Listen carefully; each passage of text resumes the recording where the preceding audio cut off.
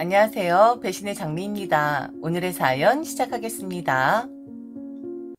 결혼 20년 차 평범한 50대 여성입니다. 어떻게 이야기를 풀어갈까 하고 고민이 많았는데 그냥 무작정 컴퓨터 앞에 앉았네요. 머릿속엔 이것저것 할 이야기들이 많은데 막상 어떻게 정리를 해야 할지 눈앞이 캄캄합니다. 두서없이 보내드리는 책을 잘 정리해 주시길 바라며 넋두리 아닌 넋두리 한번 해보겠습니다. 결혼하자마자 시부모님 모시고 살았습니다. 집을 마련할 사정이 되지도 않았었고, 그리고 당시 시아버지가 좀 편찮으신 상태였었어요. 남편은 둘째인데 실질적인 시댁의 가장인 장남 부부는 함께 돈을 벌고 있으니 그나마 조금 부담이 없는 둘째 부부가 시부모 모시는 것이 더 낫지 않겠냐라는 말에 어쩔 수 없이 시부모 모시고 살았어야 했죠. 20년 그렇게 살면서 시어머니에게 들었던 말, 사실 그 말이 맞긴 해요. 네가 우리들을 모시는 게 아니라 니들이 우리 집에 들어와 사는 거라는 말이요. 그러니 모시고 산다는 말을 입 밖에 꺼내지 말라는 말. 다른 사람들은 그리 말을 해도 저란 사람은 절대로 그리 말하지 말라 했었던 양반이 바로 저희 시어머니셨습니다. 네가 우리 집에 들어와 산다 해서 우리한테 이득될 거 하나 없어. 우리는 바라지 않았었다고. 네가 불편한 만큼 나도 불편하거든. 며느리가 되었다고 해서 그냥 확 친해지는 것도 아니고 낯선 법인데 네가 그런 만큼 우리도 그렇다라는 말이야. 그런데 내가 니들을 그냥 우리 집에서 살게끔 해주는 이유가 뭔 줄 아냐? 바로 우리 큰아들 때문이야. 그놈이 돈 버느라 고생 많은데 게다가 우리 큰 며느리도 돈 버느라 뛰어다니느라 바쁜데 혹시 우리 걱정할까 싶어서 니들 그냥 받아준 거라고. 그러니까 너 어디 가서 내가 시부모님 모시고 살잖아 라는 요딴 말 하지 말아라. 모시고 사는 게 아니라 니들이 들어와서 원래 사는 사람들 불편하게 만드는 것 뿐이니까.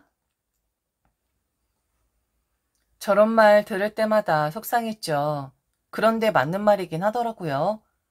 집 얻을 능력 되지 않았었고 그렇다고 친정이 잘 살아서 지원 빵빵하게 해줄 수 있는 것도 아니었기에 그냥 저런 말 듣고 있을 수밖에 없었죠. 그런데 말과 다르게 시부모님은 돈 외에 저희 부부에게 많은 걸 의지를 하셨답니다. 돈은 장남 부부가 넉넉하게 벌어다 주니까 저희 부부에게 돈까지 바라진 않았지만 자신들의 손과 발이 되어주길 바라셨거든요. 아직도 생각이 나네요. 한 번은 가족끼리 여행을 간 적이 있었어요. 전체 가족들 다 여행을 떠나다 보니 사람들도 많았고 이것저것 챙길 것이 한두 가지가 아니었었는데 당시 몸 상태가 좋지 않았던 시아버지가 휴게소 화장실에서 볼일을 보시다가 실수를 하신 거였습니다. 여러분들께 좀 묻고 싶네요. 만일 나의 아버지가 화장실에서 볼일을 보시다가 실수를 하시면 과연 누구를 제일 먼저 호출을 할 건지, 모든 가족들이 다 있는 상태에서 과연 누구를 부르시겠습니까? 시아버지에게 전화를 받은 시어머니는 저를 부르시더군요. 얼른 가게 가서 바지 하나를 사오라고요. 그리고 아무에게도 말하지 말고 화장실 뒤편에 있는 공원으로 오라고요. 다른 자식들이 알면 창피하니 얼른 저보고 처리를 하라고 하는데 눈물이 핑 돌더라고요. 연세 드셨지만 건강하지 않지만 실수하지 않는 아버지의 자리를 지키고 싶어하는 시아버지의 마음을 모르는 게 아닙니다. 그런데 저는 며느리잖아요. 게다가 여자잖아요. 그런데 시어머니는 제가 편하셨나 봅니다. 모시고 사는 게 아니라 너의 존재가 나는 참 불편하다. 절대로 너와는 편해질 것 같지 않다 하셨던 양반이 이런 일이 있을 땐 저란 존재가 가장 편안하게 지나 보더라고요. 물수건으로 닦아드리고 그리고 실수하신 바지 봉투에 넣더니 제 가방에 쑥 하고 찔러 넣으시더군요. 집에 가서 빨아야 하니 잘 보관하고 있으라고요. 그리고 다른 가족들한텐 절대로 비밀이라고 말씀을 하시는데 참 지금 생각해봐도 역겨운 일이긴 했었던 것 같습니다. 시아버지의 손발 9년에 드렸고 그리고 돌아가셨습니다. 돌아가실 때까지 끝까지 저란 사람과 남편이란 사람은 소외가 되더라고요. 오직 장남 얼굴을 보셔야 한다고 했고 큰 며느리 얼굴만 보여드려야 한다고 했었던 시어머니. 시아버지 얼굴을 쓰다듬으며 장남 얼굴 눈에 잘 담고 가라고, 절대로 가서도 잊지 말라고, 그동안 아버지 모시느라 고생했던 우리 장남. 그곳 가면 더 잘 되라고 꼭 빌어주라고 그리 말씀을 하시는 겁니다. 시아버지의 손발이 된 사람은 저였고, 하물며 시아버지 실수한 것까지 제 가방에 보관하고 있었는데, 결정적인 순간에도 역시나 장남이 모셨던 거더라고요.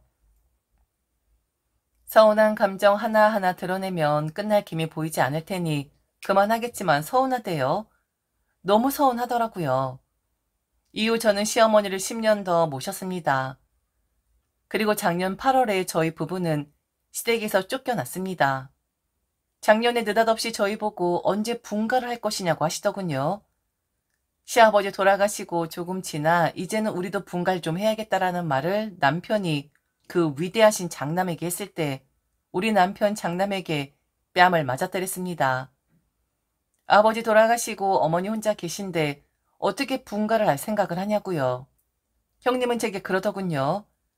이제는 둘이 아닌 한 사람만 돌보면 되는데 그동안 2배 힘이 들었다면 이제는 그 반도 안 될 텐데 왜 분가를 할 생각을 하냐고요. 처음부터 모시고 살았으면 끝까지 책임을 져야지 상황 나아졌다고 지금 시어머니 홀로 내버려둘 생각을 하는 거냐고요. 그럼 홀로 계신 시어머니 어떻게 하라고 하는 거냐고, 지금 바쁜 나한테 책임 전가하려고 하는 거냐고 아글아글 쓰더라고요. 제 뺨을 때리진 않았지만 얼얼하게 한 대 얻어맞은 느낌까지 받았었죠. 그 정도로 세게 말을 했었거든요. 지금까지 집 구하지 않아도 되는 혜택 받았잖아. 그리고 동선에도 우리가 먹여 살리는 거나 다름없는 거야.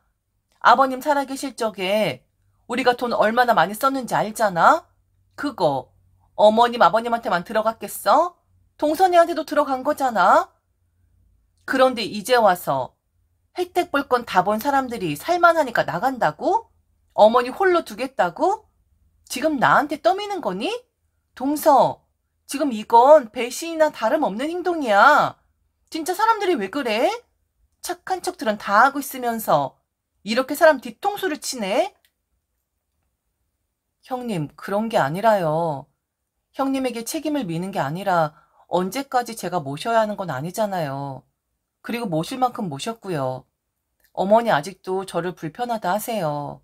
도대체 언제쯤 니들 힘으로 사는 거냐고 볼멘 소리까지 하시는데 형님 저도 너무 괴로워서 그래요. 아버님 잘 보내드렸으니 이젠 저희도 저희 인생 살아봐도 되는 거 아니겠어요? 어머니도 이제는 홀가분하게 혼자 사시고 싶다고 말씀하신다고요. 실제로 그랬었죠. 시아버지 돌아가시고 나니 하루에도 10번씩 언제 나가냐, 언제쯤 나를 편하게끔 해주는 거냐 라고 입에 달고 사셨었거든요. 그런데 장남 부부가 물어보니 자신은 그런 말 한 적 없다고 잡아떼시더라고요. 그래서 저랑 남편만 은혜 모르는 그런 인간들 되었었죠. 그러다가 작년에 갑자기 집 구해서 나가라는 말을 들었던 거였습니다. 이유는 다들 아시겠지만 장남 부부가 시어머니 모시겠다 해서 그리 된 거였어요. 장남 부부 사업에 돈을 좀 보태야 하는데 시어머니 사시는 집을 팔아서 장남 부부에게 주고 당신은 이제 장남에게 들어가 살 생각이니 그냥 나가라는 거였습니다. 한 달 만에 집 구해서 내쫓기듯 글이 나왔습니다. 준비할 틈도 없이 얼른 나가라고만 하는데 기가 차기도 했고 장남 부부 그리고 시어머니까지 기억이 왜곡되어서는 너무 오랫동안 붙어 산 거 아니냐고, 우리가 알아서 나갔으면 벌써 시어머니 당신들이 모셨을 거라 그리 말을 하더라고요. 참 진상이라고 해야 하는 건지 뻔뻔하다고 해야 하는 건지 저희 20년 동안 시부모 모셨던 생활을 다시 복귀하면 시집살이 노래가 아마 그걸 대변해 줄 겁니다. 형님 온다, 형님 온다. 보고 접은 형님 온다. 형님 마중 누가 갈까? 형님 동생 내가 가지. 형님 사촌 형님 시집살이 어댑대까? 이에 그 말 마라 시집살이 개집살이. 앞밭에는 당추 심고 뒷밭에는 고추 심어. 고추 당추 맵다 해도 시집살이 더 맵더라.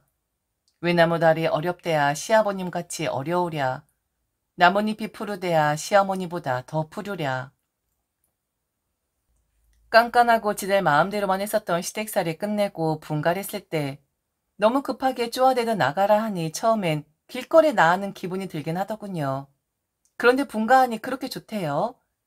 살 것 같고 어려운 양반들 없으니 숨도 잘 쉬어지는 것 같고 상황이 어찌 되었든 간에 분가라는 것을 등 떠밀려 하긴 했지만 너무 좋더군요. 그런데요. 저는 또다시 시어머니를 모셔야 한다는 말을 들었답니다. 형님이 힘들답니다. 고작 1년 모셨는데 안 될 것 같다고. 저희 분가도 했으니 그 집으로 다시 시어머니를 좀 모시랍니다. 지들한테 사업자금 대어주느라 시어머니 이제 오갈 데도 없는데 그런데 시어머니랑 너무 맞질 않는다고 저보고 다시 책임을 좀 지랍니다. 아, 이제 벗어나는데 말이죠. 그래도 시어머니잖아요. 지독한 일만 있었겠습니까? 좋은 일도 당연히 있었겠죠. 저는 그렇게 생각을 하고 싶었기에 모른 채를 할 순 없었습니다. 그리고 반나절 만에 형님에게 링크를 하나 보냈고 카톡을 보냈죠. 모셔야 한다면 모셔야겠죠. 그런데 형님, 혜택을 받으면 그 값을 해야 하는 거라 했잖아요. 어머니 오갈 데 없게끔 만든 건 저희 부부가 아니라 형님 부부 아니신가요? 그 집 팔아서 형님 부부에게 들어간 걸로 알고 있는데 그럼 저희에게 책임을 떠넘기는 게 아니라 끝까지 책임을 져야 어른이죠. 그래야 제가 계속해서 형님을 형님이라 부를 수가 있는 거죠. 모실게요. 제가 보내드린 링크 보시면 나름 깨끗하네요. 작은 방이지만 혼자 계시기엔 불편함 없으실 거고 저 또한 시간 날 때마다 들여다볼 테니 그곳에 모신 다음 형님이 자주자주 들여다보시면 될 것 같네요. 오랜 시간 붙어있는 거 아니니까 스트레스 덜 하실 거예요. 형님, 저는 20년을 했어요. 20년 동안 계집살이 한 사람인데 또다시 그 계집으로 들어가라 하는 건 너무 양심이 없는 말인 것 같네요. 그곳으로 모시도록 하세요. 알아봐 드리는 것까지가 제가 해드릴 수 있는 최선이라고만 생각해 주시고요. 괘씸하다 하는데 저는 제가 괘씸타 생각하지 않습니다. 사람이 매정하다 하는데 그렇다고 생각도 안 하고요. 시어머니 결국 제가 보내드린 그 링크의 집으로 들어가셨답니다. 가끔 시간이 날 때는 들여다볼 생각이지만 요즘 따라 일이 좀 바쁘네요. 그래서 시간이 도통 나질 않아요. 시어머니는 계속 전화가 오는데 전화 올 때마다 바쁜 일로 인해 지금은 통화가 불가하다라고 말씀드리고 그냥 피해버립니다. 저나 남편이 마음이 좀 약한 사람들이에요. 노인의 안쓰러운 마음 들며 흔들릴 수도 있으니 아예 차단을 하는 거죠. 그 좋은 집에서 단칸방으로 가신 시어머니 자업자득이라고 생각을 해요.